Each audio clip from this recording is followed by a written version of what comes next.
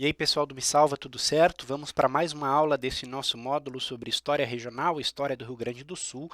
E o que nós vamos ver agora nessa aula é a imigração europeia, especialmente a imigração italiana e alemã para o sul do país. Sempre lembrando que, especialmente esta aula sobre imigração, como é um fenômeno muito parecido, também é válido para aqueles que estão estudando a história do estado vizinho, o estado de Santa Catarina. Bom, para a gente entender então por que no século XIX começa a haver essa imigração de contingentes populacionais, principalmente da Europa, da faixa central da Europa, Itália e Alemanha. Claro, vai haver também austríacos, poloneses, outras nacionalidades, mas fundamentalmente alemães e italianos para o sul do Brasil. Temos que ver primeiramente a conjuntura nacional do século XIX e depois a conjuntura internacional. Ou seja, por que o Brasil começa a aparecer como um país que atrai imigrantes e por que esses países, Alemanha e Itália, se colocam naquela época como expulsores, como países de emigrantes, que mandam pessoas para fora. Em relação à conjuntura nacional do século XIX, existem dois fatores muito importantes para a gente entender por que ocorre esse incentivo, um incentivo também governamental por parte do Império para a imigração europeia. Em primeiro lugar, é a sempre presente questão da imigração, ou melhor, me desculpem, da escravidão. A grande chaga da sociedade brasileira, que no século XIX ainda estava vigente, e que, do ponto de vista da elite, a escravidão, embora lhe fornecesse uma mão de obra barata, super explorada, que era a mão de obra negra, representava um grande temor, um temor social muito grande por parte das elites, da elite luso-brasileira, da elite de ascendência portuguesa, branca, porque a escravidão representava uma grande parcela, a maior parte da população, identificada pela cor, uma população negra, e que para essa elite representava o perigo de uma revolução social. Nesse sentido, a atração de imigrantes brancos, de imigrantes europeus, representava para a elite brasileira durante o século XIX uma possibilidade de embranquecimento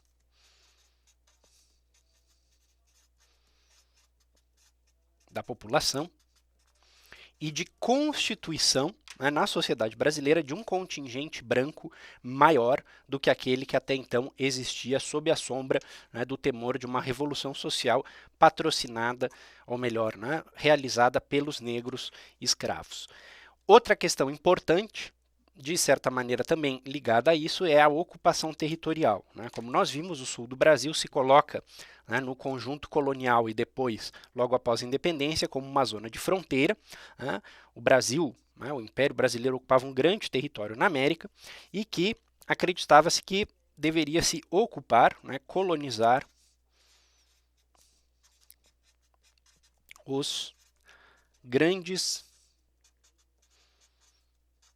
vazios demográficos do interior do Brasil, principalmente as regiões de fronteira,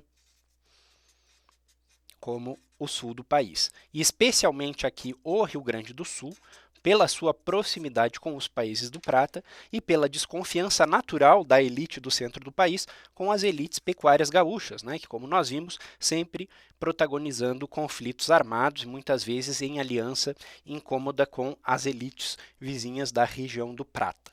Então, esses são dois fatores muito importantes da conjuntura nacional para explicar o Brasil como um país atrator de imigrantes.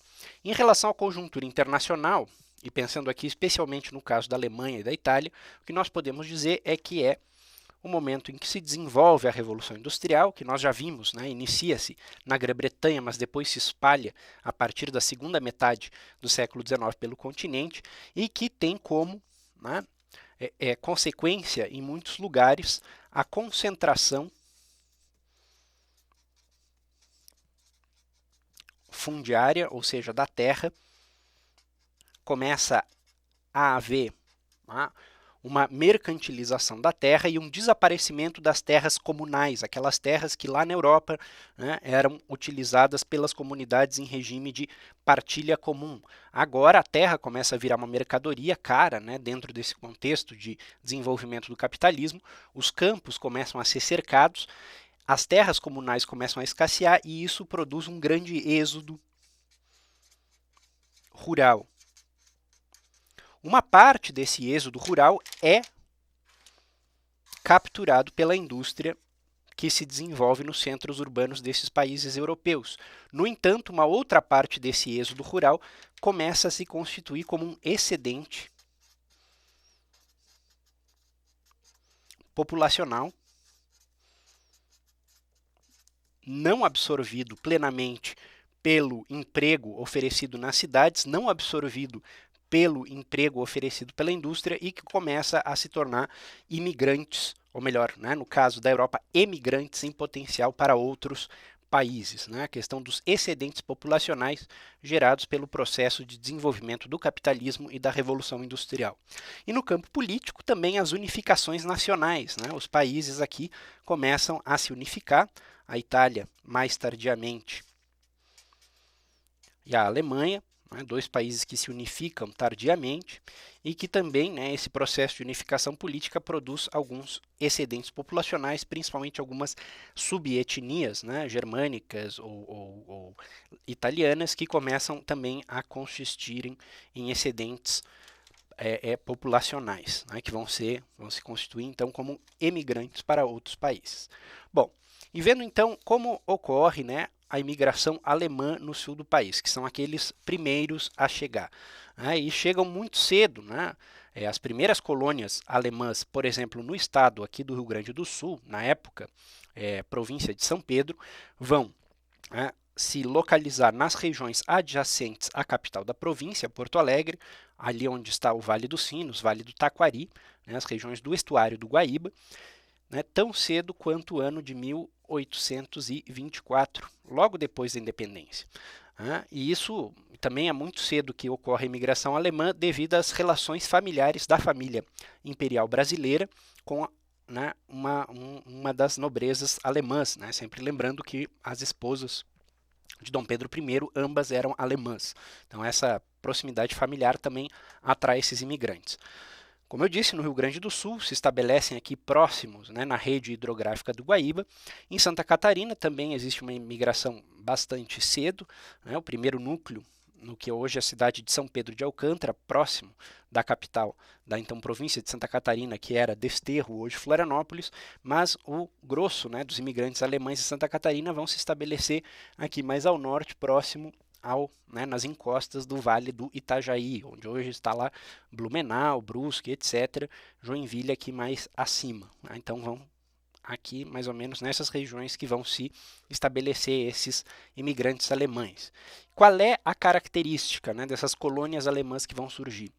Acima de tudo, né, a pequena propriedade. Isso é um aspecto muito importante, principalmente no contraste que a zona colonial alemã e italiana, que também vai ser de pequena propriedade, o contraste que vai haver entre a zona colonial e a economia colonial com aquela da classe dirigente, né, do sul do país até então, concentrada aqui na campanha, nos campos em cima da serra, que é a classe pecuarista da grande propriedade, do latifúndio. Né? Começa a existir aqui a pequena propriedade, que também não é monocultural, ou seja, ela não se dedica só à pecuária, mas à policultura de subsistência.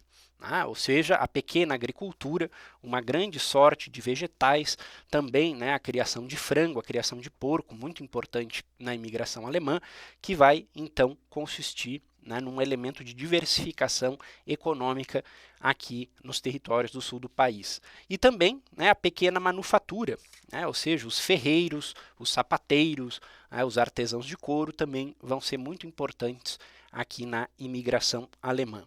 Processo semelhante, com algumas diferenças, vai ocorrer logo depois, algumas décadas depois, quando começam a chegar os imigrantes italianos, que tanto no Rio Grande do Sul quanto em Santa Catarina vão chegar aqui principalmente a partir da década de 1870.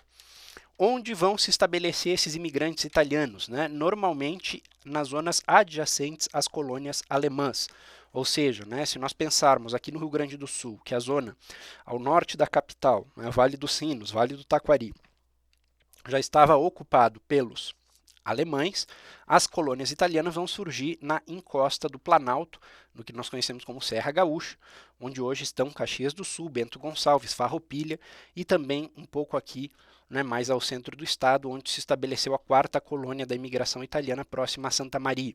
Eram territórios que, claro, né, em sendo ocupados posteriormente aos territórios dos alemães, serão terras um pouco mais hostis, terras um pouco mais inóspitas, o que vai haver também alguns conflitos entre esses colonos italianos e as populações indígenas, principalmente os grupos G, como os Xoclen e os Caingangue, que habitavam essas encostas do Planalto. Em Santa Catarina, mesma dinâmica, né? Os italianos vão se estabelecer adjacentemente à zona de colonização alemã, como aqui no Vale do Itajaí, também aqui mais ao centro-sul do estado, e também aqui o sul do estado mesmo, de Santa Catarina, onde está lá Criciúma, vai haver uma colônia italiana importante. Assim como a colônia alemã, vai se desenvolver a pequena propriedade policultora e também a pequena manufatura, com destaque aqui na Serra Gaúcha para a produção de vinho, que o Rio Grande do Sul começa a exportar para o resto do Brasil.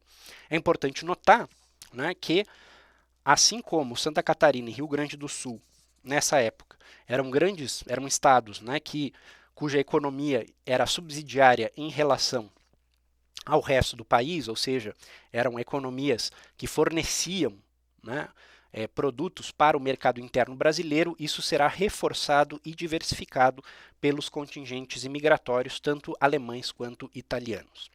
E aí vai surgir, né, tanto no Rio Grande do Sul quanto em Santa Catarina, uma espécie de ciclo virtuoso da diversificação econômica baseado na economia colonial. Por quê? Né? Porque o que ocorre? Vamos imaginar lá o pequeno colono, né, com a sua policultura, um cara que produz banha de porco, que produz fumo, que produz uma série de legumes, hortaliças, e também alguma manufatura, o sujeito que faz artesanato com couro, que produz móveis, que produz garrafas, que produz artefatos em ferro, né, uma pequena metalurgia. Os excedentes dessa produção colonial, né, são comprados por um intermediário, que é um comerciante, que vai dar algum dinheiro para este colono. Né?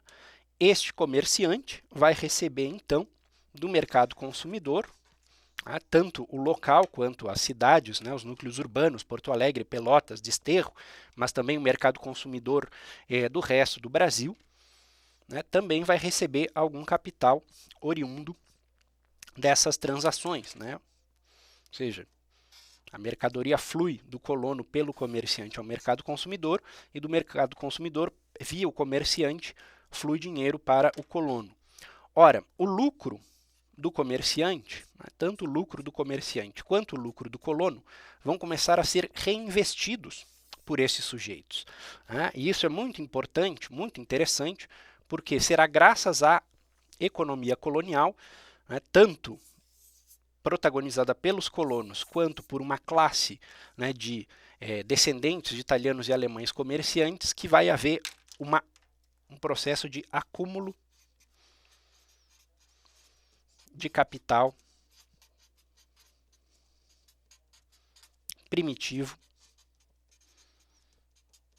no sul do país, que, via esse ciclo do reinvestimento, será importante para o desenvolvimento tanto de grandes casas comerciais, né, lideradas por sujeitos descendentes de italianos e alemães, quanto também, né, pelo desenvolvimento da indústria, né, por parte dessas famílias de imigrantes colonos, né, de imigrantes italianos e alemães. Ou seja, começa a haver um processo de capitalização, de industrialização e de diversificação econômica no sul do país, até então muito centrado apenas na produção pecuária da grande propriedade do latifúndio baseada na campanha e nos campos de cima da serra. Bom, é isso aí, pessoal. Nos vemos então na próxima aula.